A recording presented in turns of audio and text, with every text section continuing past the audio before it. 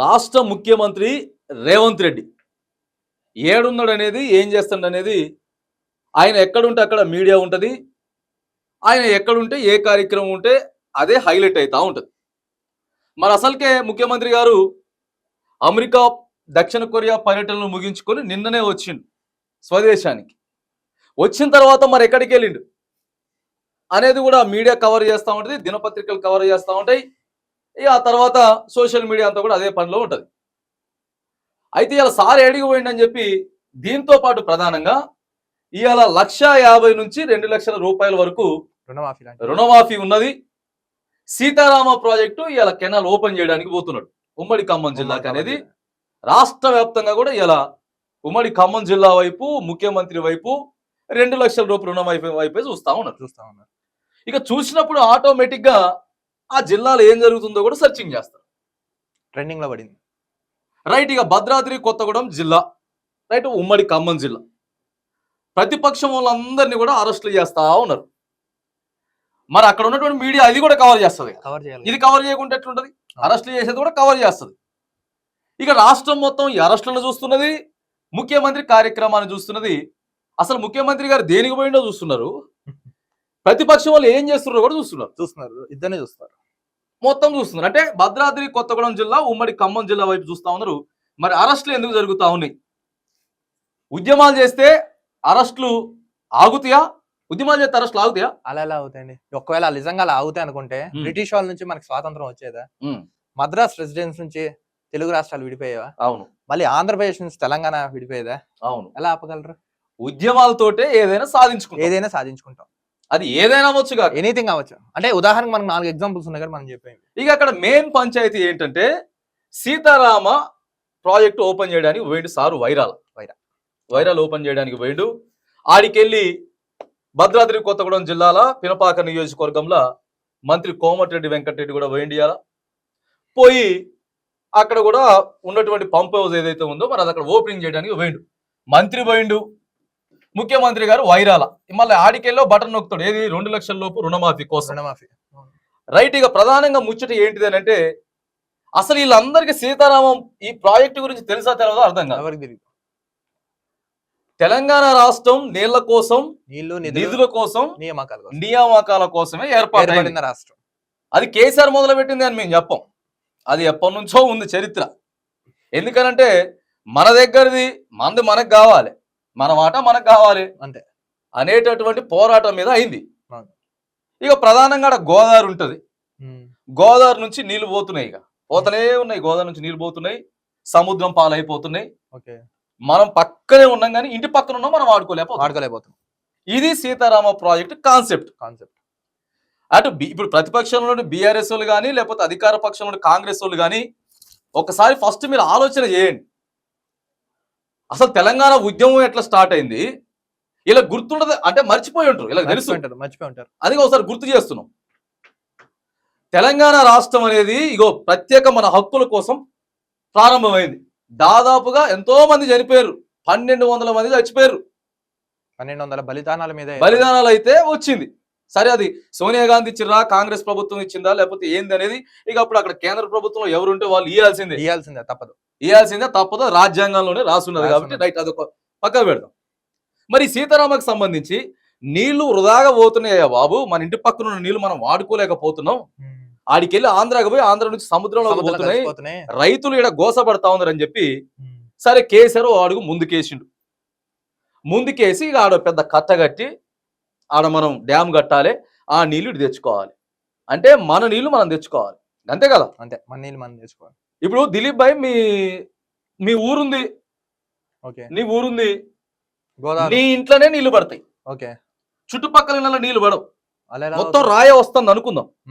నీ ఇంట్లో నీళ్లు పడుతున్నాయి. నీ ఇంట్లో నీళ్లు పడ్డప్పుడు నువ్వు రైట్ ఒక ప్రతిపాదన చేసిర్రు, వీడికెళ్ళి నీళ్లు తీసుకొని పోవాలి, ఇది ఊరికి కొద్దిగా ఉపయోగపడుతుంది అని చెప్పేసి. లేకపోతే అసలు నీ సొంత బాయే అనుకుందాం, నీ సొంత బాయే, నీ సొంత పైసలు పెట్టి తీసుకున్నావు, నీళ్లు పడ్డాయి. సర్లే నువ్వు ఇస్తా ఉన్నావు, లేకపోతే ఊరు అంగీకరించింది అనుకుందాం. నీకు ఇవ్వకుండా నీళ్లు పట్టకపోతారా? అలా నాకు ఇచ్చి తీసుకెళ్ళాలి కదా. అరే పడ్డదే నీకాడ కదా, పడింది కదా, నీకు ఇవ్వకపోతే ఎట్లా అవుతుంది? ఇది కూడా అదే పంచాయతీ. ఇది పంచాయతీ. అదే ఉంటుంది. ప్రాజెక్ట్ ఏమో భద్రాద్రి కొత్తగూడెం జిల్లాలో కడతారు, ఈ పేరు చెప్పుకుని అన్ని వాడుకుంటున్నారు. పక్కన ఉన్నటువంటి ఖమ్మం జిల్లాకి మహబూబాబాద్ జిల్లాకి నీళ్లు పోతాయి. కానీ అక్కడ ఉన్న వాళ్ళకి రావట్లేదు. ఇది కొత్తగూడెం అనుకుందాం, ఈ కొత్తగూడెం పొలాలు, ఓకే, ఇది సీతారామ ప్రాజెక్టు, ఇగో ఇట్లా నీళ్లు పోవాలి. ఇక్కడ ఖమ్మం ఉంటది, మహబూబాబాద్ ఉంటది, మరి కొత్తగూడెం వాళ్ళకి ఇట్లా పోయే నీళ్ళే కదా, అంతే కదా, మరి నీళ్ళు వదలరా? ఇటువైపు వదలాలి కదా. అరే వాళ్ళ పక్క నుంచి పొలాలు పోతే వాళ్ళకి నీళ్ళు ఇవ్వకుండా అటెంట్ తీసుకుపోతావు, అలా తీసుకెళ్తావు. అవును, ఈ డిపిఆర్ ఎవరు చేశారంటే బీఆర్ఎస్ వాళ్ళే చేశారు. బీఆర్ఎస్ వాళ్ళే చేశారు. ఇప్పుడు ఎవరైతే ఈ అరెస్టులు చేస్తారో వీళ్ళే డిపిఆర్ చేశారు, వాళ్ళని వీళ్ళే కరెక్ట్, వాళ్ళేది ఇదని మనం అంటలేము. వీళ్ళు చేస్తే అప్పుడు కేసీఆర్ ఉన్నాడు, హరీష్ రావు ఉన్నాడు, కేటీఆర్ ఉన్నాడు, ఎట్ట తీసుకుపోతారని నాకు అర్థం కాదు. అలా తీసుకుపోతారు. అరే పక్కన ఉన్నోడికి తిండి పెట్టాలి కదా, తిండి పెట్టి కూడా తీసుకుపోతున్నారు.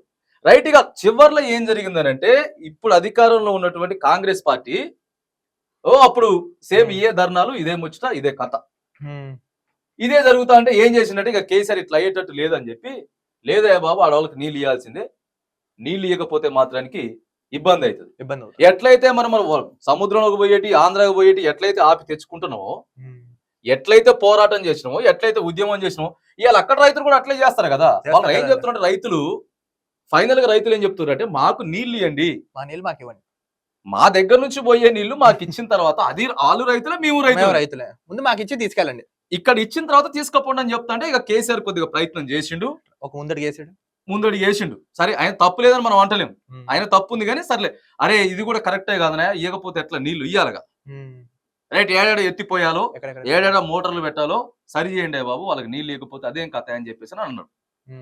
ఈ లోపు ఎన్నికలు వచ్చినాయి, అది ఆగిపోయింది, కేసీఆర్ ఓడిపోయింది. మరి ఇప్పుడు కాంగ్రెస్ పార్టీ అధికారంలోకి వచ్చింది, అది కంటిన్యూ చేయాలి కదా, మరి దాన్ని ఏమైందో చూడాలి కదా. దాన్ని ఏమైంది, అరే ఏం అప్పుడు వీళ్ళకి తెలుసు కదా ఆ ముచ్చట, కాంగ్రెస్ వాళ్ళకి తెలుసు ముచ్చట, తెలుసు, వీళ్ళు కూడా అప్పుడు పోరాటం చేశారు కదా, పోరాటం చేశారు కదా. ఇవాళ ఏం చేశారంటే ప్రభుత్వం వచ్చి 8 నెలలు అయింది, ఇవాళ పోయిండు సేమ్ ఎట్లయితే అట్లే ఉందో దాన్ని ఓపెనింగ్ చేస్తున్నాడు అంతే. మంత్రులు, ముఖ్యమంత్రి గారు అందరూ పోయినారు. మరి ఇక్కడ రైతుల పరిస్థితి అని చెప్పి ఇప్పుడు ఈ పార్టీ వాళ్ళు అడుగుతున్నారు. ఇప్పుడు మళ్ళీ ముందు వస్తారు అసలు వీళ్ళని, ఇక ముందు అదే ఆడైనా ఉన్నదిలే, ముఖ్యమంత్రి ఆ జిల్లాకు ఆ నియోజకవర్గానికి పోతే ప్రతిపక్షం అందరినీ తీసుకుపోతారు, పోలీస్ స్టేషన్ లో సాయంత్రం దాకా కూర్చోబెడతారు, అవసరం అయితే వాళ్ళే కూల్ డ్రింక్ లో కొద్దిగా టిఫిన్ పెట్టి వాళ్ళే పంపిస్తారులే. కానీ సరే అది ఓకే, కానీ ఆగుతాయి అంటున్నా, ఉద్యమాలు ఆగుతా ఉన్నాయి. ఈ రాజకీయాల కోసం ఏంటిదండి, రైతులకి నీళ్ళు ఇవ్వండి ఫస్ట్, రైతులకి నీళ్ళు ఇచ్చేటటువంటి ప్రక్రియ చేయాలి. ఇగో ఇది జరుగుతుంది వాస్తవం. ఇక ఇప్పుడు మరి వాళ్ళు ప్రతిపక్షంలో ఉన్నారు కాబట్టి బీఆర్ఎస్ వాళ్ళు వాళ్ళందరినీ అరెస్టులు చేస్తున్నారు కాబట్టి వాళ్ళు చేసే ఉద్యమం వెనుక అర్థం ఉంటుంది. మరి వాళ్ళు ఇవ్వలేకపోయారు, సరి చేసుకుందాం చూసిరు, మరి మీరు సరి చేయాలి కదా, మార్పు తీసుకొస్తామని చెప్పినప్పుడు మరి మార్పు చేయాలి కదా. మార్పు చేయకుండా ఉన్నదాన్నే కంటిన్యూ చేస్తున్నారు. ఇగో ఇది ఆ జిల్లా మొత్తం మీద రచ్చ, ప్రస్తుతానికి మీడియా మొత్తం ఆడనే ఉన్నది. కానీ బలైపోతున్నారు రైతులుగా, పాపం వాళ్ళ మీద రాజకీయాల వల్ల రైతులు బలవుతున్నారు. రాజకీయాలు అవసరం లేదని చెప్తా ఉన్నాం. అరే మనకు అన్నం పెట్టే రైతుకి మనం కృతజ్ఞత చెప్పి రూపంలో కనీసం ఇదైనా చేయొచ్చు కదా. 2 లక్షలు రుణమాఫీ చేశాడు, బానే ఉంది, పంట పొలాలు పండిస్తాడు కదా రైతు. అరే ఇప్పుడు నీ దగ్గర తవ్వుకొని నీకు నీళ్ళు లేకపోతే ఒక రోజు చూస్తావు, 2 రోజులు చూస్తావు, 2 నెలలు చూస్తావు, తర్వాత ఏం చేస్తావు, అడుగుతారు. అడగటం కాదు, ఆపేస్తావు మొత్తానికి. ఆడ నాకేయకుండా ఎట్ట తీసుకుపోతున్నావు అని చెప్పి ఎదురు తిరుగుతావు, అంతే కదా. అవసరమైతే దాన్ని బూడిపే ప్రయత్నం చేస్తావు, లేకపోతే వీళ్ళకి తెలవకుండా నువ్వే మోటార్లు పెట్టుకొని మీటర్లు పెట్టుకొని లాగే ప్రయత్నం చేస్తావు. మరి ఆడి దాకపోతే వేరే అవుతుంది ముచ్చట, అంతే. సో ఇది ఆడ జరుగుతున్నది. ఇది అన్న రాజకీయ నాయకులు గుర్తించాలా, పాలించేటోళ్ళు ఇవన్నీ గుర్తించాలండి. అంతేగాని మేమే ఈడికెళ్ళి తీసుకుపోతున్నాం కానీ ఇయ్యమనంటే అది ఎట్లయితుందండి. వాళ్ళకి 100% అక్కడ ఉన్నటువంటి స్థానికంగా ఉన్నటువంటి రైతులందరికీ కూడా ఆ నీళ్లతోటి చుట్టుపక్కల ఏవేవైతే చెరువులు ఉన్నాయో వాటిని నింపాలి. ఆ చెరువులను నింపాలి, అవసరమైతే ప్రత్యేకంగా మోటార్లు పెట్టాలి, ఎన్ని ఎకరాల ఆయకట్టు ఉన్నది, ఎంత ఉన్నది ఏందని చూడాలి. అంతేగాని నువ్వు ఉద్యమం ఏం ఆపుతావు, అరచేతి అడ్డు పెట్టుకుని సూర్యుని ఎలా ఆపలేరు. నువ్వు ఉద్యమాలు చేస్తేనే కాంగ్రెస్ పార్టీ అధికారంలోకి వచ్చింది, ఆయా ఉద్యమాలు చేస్తేనే బీఆర్ఎస్ పార్టీ అధికారంలోకి వచ్చింది. ఇక ఇవన్నీ ముఖ్యమంత్రి రేవంత్ రెడ్డి ఆలోచన చేయాలి. పోయితే దృష్టికి పోయింది, ఆల్రెడీ పోయింది. ఏందే బాబు మొత్తం ఏడికాడికి అరెస్టులు చేసిరని చెప్పి వస్తా ఉన్నదని చెప్పేసి ఆల్రెడీ పోయింది. మరి ఏంది కథ అంటే మరి మంత్రులు కూడా ఉన్నారు, గా మంత్రులు కూడా ముచ్చట చెప్పాలి. ముచ్చట చెప్పి రాజకీయాలు ఇప్పుడు ఎట్లుంటది అంటే మరి ఈ అరెస్టులు అయినాయి, ఇవాళ నువ్వు నీళ్ళు ఇచ్చినావు అనుకుందాం, వీళ్ళకే ప్లస్ పాయింట్ అవుతుంది. అంతే కదా, మీ అంతే. ఉద్యమాలు చేతి ఇచ్చిండే బాబా. అంతే. అందుకే నువ్వు 2 నెలలు 3 నెలలు 6 నెలలు ఆగి కొత్త డిపిఆర్ రెడీ చేసుకొని ఆడ రైతులకు నీళ్ళు ఇచ్చినావు అనుకో, అప్పుడు నీకు మాట రాదు. మాట్లాడు. అవును. ఇప్పుడు ఎట్లున్నది, అదే కథే అదే ముచ్చట. అప్పుడు వాళ్ళు ఉన్నప్పుడు అట్లే చేసిండ్రు, ఇప్పుడు వీళ్ళు ఉన్నప్పుడు అట్లే చేసిండ్రు. అరెస్టులతోటి ఉద్యమాలు ఆగవు. గుర్తుపెట్టుకోండి ఎవరు ఉద్యమాలు ఆగేటట్టు అయితే ఇగో ఇవాళకి 78 సంవత్సరాలు అయ్యేది కాదు. అయ్యేది కాదు. స్వాతంత్రం వచ్చి మనం బ్రిటిష్ వాళ్ళని తరిమి కొట్టినాం, బ్రిటిష్ వాళ్ళని ఎంతో తెలంగాణ నుంచి ఆంధ్రోళన తరిమి కొట్టినాం, మనం ఉమ్మడి ఆంధ్ర దగ్గర నుంచి వెళ్ళి చెన్నై మద్రాసులను తరిమి కొట్టినాం. నీళ్లు నిధులు నియామకాలు అని చెప్పేసి మొత్తం ఏకమై కొట్లాడితే ఏదైనా సాధ్యం అవుతుందండి. అరెస్టులకు చేస్తే ఆ స్టేషన్ లో లేకపోతే గైహి అని సరిపో, ప్రజలు తెలుసుకుంటే ఏం సరిపో. ఒక్కసారి కాబట్టి వ్యతిరేకత స్టార్ట్ అవుతుంది. ఇగో స్థానికంగా ఎవరెవరైతే రైతులు ఉన్నారో వాళ్ళందరికీ మాత్రం నీళ్ళు ఇచ్చేటటువంటి ప్రయత్నం చేయాలి. అరెస్ట్ తోటి ఉద్యమాలు ఆగలేవు. ఆపలేరు. ప్రతిపక్షానికి మైలేజ్ వచ్చే దానికంటే ముందే ప్రభుత్వం ఆలోచన చేసి నీళ్లు ఇవ్వాల్సినటువంటి బాధ్యత రాష్ట్ర ప్రభుత్వంపై ఉంది. ఒక్క రైతు కూడా నష్టపోవడానికి వీల్లేదు. ఒక్క రైతు నష్టపోయినా, ఒక్క రైతుకి అక్కడ అన్యాయం జరిగినా, ఒక రైతు ఇక్కడ ఇబ్బంది పడ్డా కూడా మొత్తం రాష్ట్రం యావత్తు చూస్తుంది. కాబట్టి ఇవన్నీ కాకముందే రాష్ట్ర ప్రభుత్వం నీళ్ళు ఇవ్వాల్సినటువంటి బాధ్యత మరి అలా ఉన్నది.